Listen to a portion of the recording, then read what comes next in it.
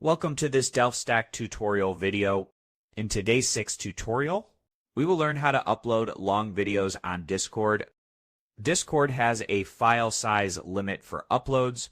Free users get 8 MB, while Nitro users get up to 100 MB.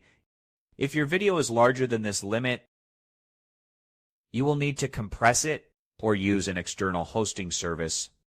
First, to upload a long video, make sure the file size fits within Discord's limit. If the file size is too large, open Google Chrome and visit a website like freeconvert.com. This website allows you to upload a video from your device and compress it. The video will be compressed with minimal or no noticeable loss in quality. This reduces the overall file size. After downloading the compressed video, open Discord again, click on the plus icon, select Upload File, and choose the compressed video. Then click Open. Your long video will upload successfully. If the file size still exceeds the limit, consider uploading the video to YouTube or Google Drive and sharing the link on Discord.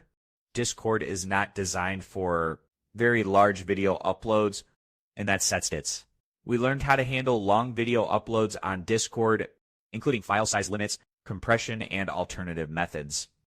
Thanks for watching. Don't forget to check out the next DelphStack tutorial videos.